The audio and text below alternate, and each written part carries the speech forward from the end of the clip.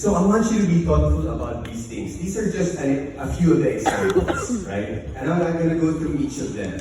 But I'll go through one and let's just see how we can be more thoughtful about it. Okay? So actively promote diversity of ideas through allocation of time and modification of infrastructure.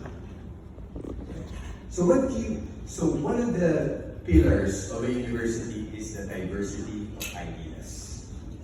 Right? Yan ang pinoprotektahan natin. Whether our idea agrees with the idea of another or disagrees with it, it doesn't matter. The promotion of that diversity is what's important. Because debate is important. Argument is important for us to have a better vision of the future, diba? So, lalo na sa UP, yan, pinoprotektahan yan talaga. Diversity of ideas. Okay? So, dapat yun ang ating protektahan. So, ano ibig sabihin pag sinabi natin diversity of ideas? So, isang ibig sabihin na naisip ko, dapat yung mga faculty, unang-una, magka-oras sila para ma-expand yung kanilang perspective. So, malalim yun, di ba? Malalim. Malalim yung sabihin nun, magka-oras sila. So, yung sabihin nun, kung nagtuturo ako ng 24 units sa isang semester, paano ako magkaka-oras para sa aking sarili, para ma-diversify ko yung aking perspective? So, isang tanong yun, di ba? Isang tanong is, usually, tayong mga faculty natin, either graduate dun sa school na pinagtuturuan natin, most of the time. No? So, yung diversity of ideas doon, medyo mababa na to begin with. So, kailangan tayo mag-recruit galing sa ibang university. Kailangan din tayo mag-recruit outside of the Philippines. Di ba? Para tumaas yung diversity ng ideas natin. So, yun yung mga pwede mo isipin kung paano mo gagawin ito. Ang isa pang pwede natin gawin para maghalo-halo. Kasi pag tinignan mo yung design ng mga universities natin para siyang preso, no? No. Sa tingin ko ngayon, hindi design ng Pilipin, baka hindi na nag-design ng mga building natin. Lalo na yung building sa DepEd. Parehong-pareho sila. Oh. So, mahirap makipaghalo-halo doon. Kung hahaluin mo yung diversity of ideas para ma-mix-mix ng mabuti. Pag yung infrastructure mo gano'n ang issue, hindi siya maghahalo. So, pwede mo na gawin yun ngayon eh. Pwede mo na tibagin yung mga walls na yun para maghalo-halo sila ng mabuti. So, yun yung pwede natin gawin. Okay. Ang isa pa is yung classroom leadership and management. So, what's the difference between classroom leadership and management? Well, let's take the classroom out. What's the difference between management and leadership? So management is all about one thing. What is that one thing? Sorry? Okay. Sorry? Control. Management is about control. I want to manage this project. It has a deadline of X date. I have to control A, B, C, D, E so that I will make X date. That's classroom management. Leadership is about influence, motivation. Right? So, we need to move from classroom management to classroom leadership. Kasi yung classroom leadership, ang imo-motivate mo ngayon, learner. Ang magdadrive ngayon ng process mo sa classroom, learner. Yung professor na yun, ang mag-motivate dun sa learner, kung paano niya makukuha, ma-assimilate yung information. So, pwede na natin yung gawin ngayon. Pero mag-change yung culture mo eh. Kasi tayo sanay, dahil meron tayong curriculum na sinusunod, tapos meron tayong metrics na sinusunod sa chat, di ba? Na kailangan mo X na kailangan mo dyan. Yun sila ang kalilit yun. So, kailangan natin isipin ngayon as leaders, how do we go from our current state to the future state? Okay?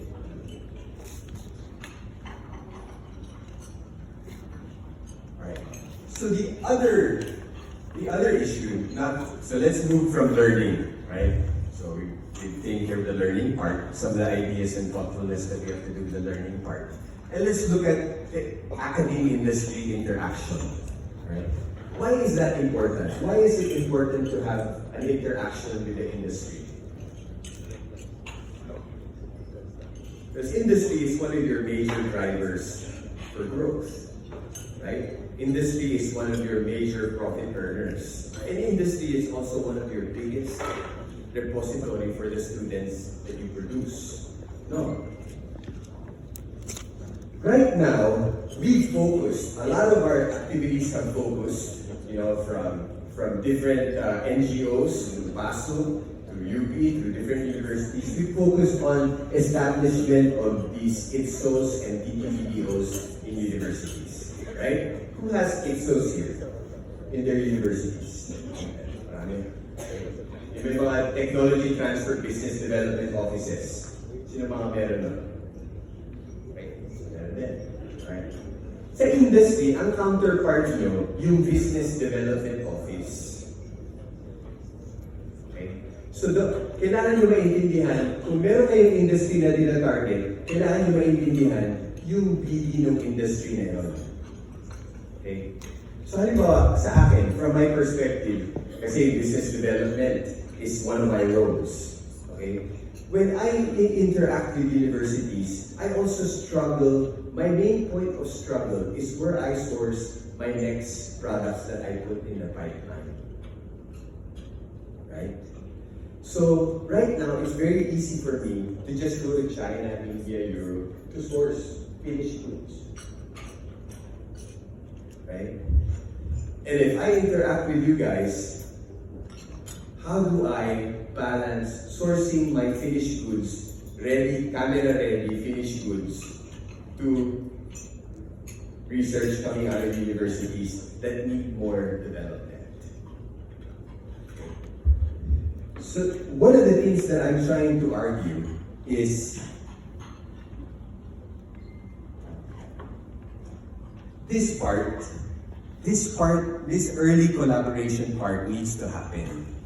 Hindi yung dito nasa sa part na to. So the basic R&D that coming from academe and the applied R&D from universities, that needs a better framework for this to happen, right? For the successful interaction of your business development offices.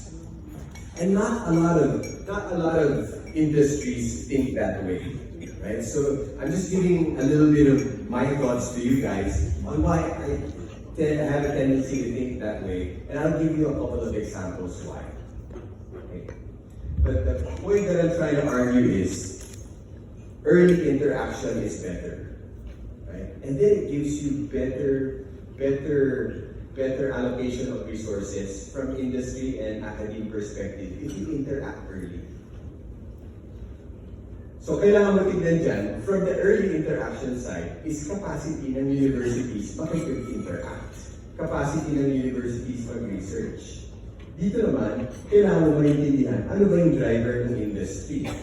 Diba?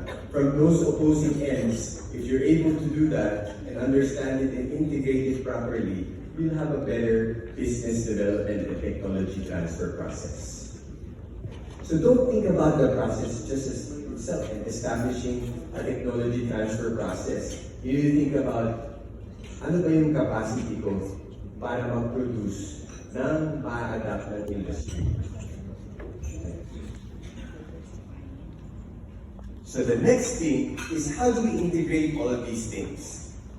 Diba? So medyo mahirap yun eh. Mahirap gawin. So paano yung learning process at saka yung research ko, paano ko siya i-integrate? So parang yung struggle natin ngayon, paano natin integrate yung teaching, ang tawag natin na instruction, research, at saka extension, di ba? So it's the same concept. So if I have a body of research, as an academic professor, how do I bring that knowledge into leading in the classroom so that my learners will have a better experience.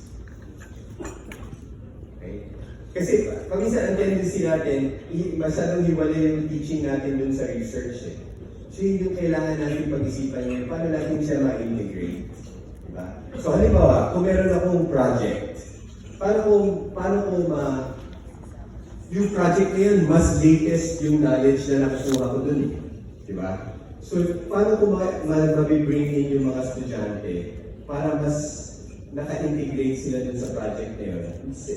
In the opposite way, how do I bring some of the knowledge that I generate in those projects to the students in the classroom?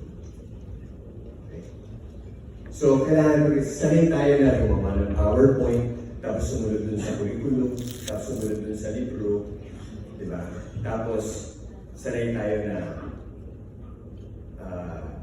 ituro yung ganong klaseng nakukuha natin dun sa libro through our PowerPoint. Tapos isusubo natin yung sa estudyante. Tapos magbibigay na tayo ng exam. Yun ang style natin ngayon. Kailangan siya mag-iba.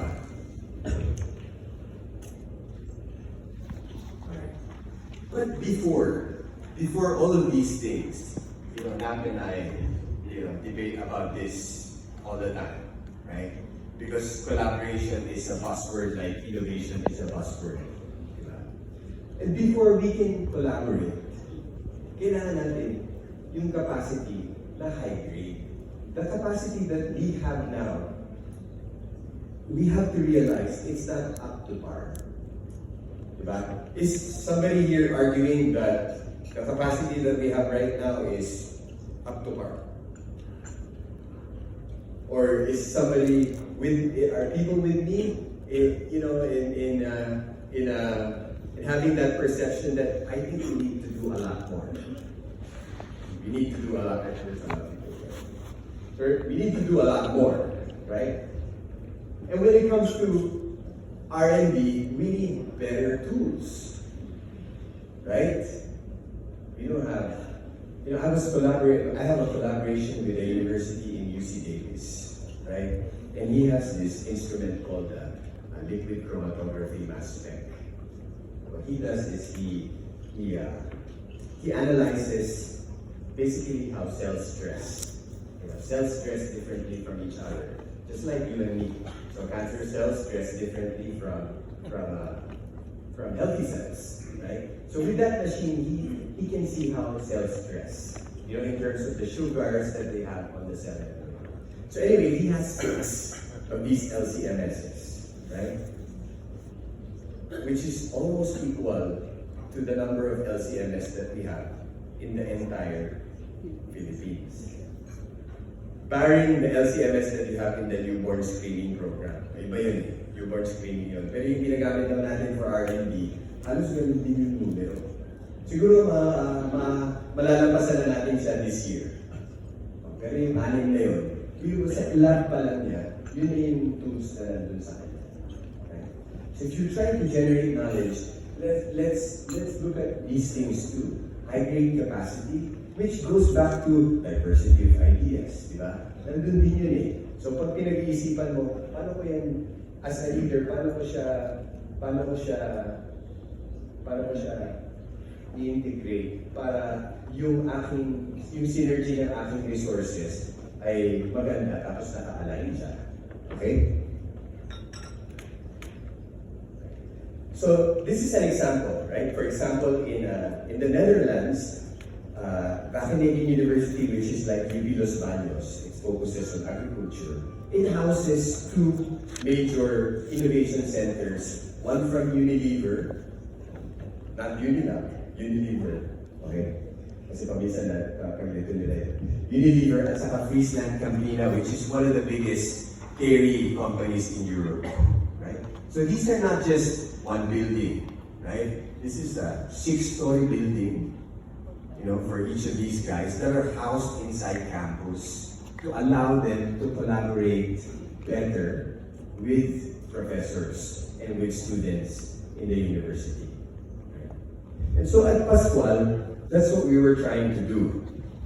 So, but this one is not, building namin 1 story, 200 square meters. Wala pa yun sa pinakita ko 6 stories kanina, di ba? Pero something to start with. So we put up a R&D innovation center in UP Los Baños. Hoping we can use that facility, have access to better brain horsepower kasi nandun tayo sa UP Los Baños. Tapos malapit din siya sa Mount Makiling. Kung ang R&D namin nagpo-focus siya sa herbal R&D, we can build a natural product library for Mount Makiling. So these are our objectives. So, focusing on biodiversity, leveling up the R&D ecosystem in the Philippines, and also we have to satisfy our own internal objectives. So that ecosystem that we've tried to build it took time, right? And it all started with meeting people and being in conferences like this, right? So I think one of the things that made, for example, a program like USAID Stride successful was putting up, just bringing people together so they can interact.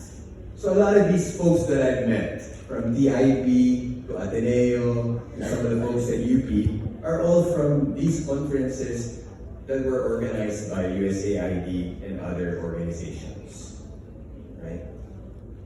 And so we look at funding agencies, we look at universities, and we have different objectives. It ranges from farmer technologies that can be used by farmers, to data analytics. Okay? So I'll give you an example of what that means. So here's an example of a project that we have with Ateneo that's funded by USAID Stride. So I can just give you a flavor on what an industry-academia interaction looks like from my perspective. So one of our biggest problems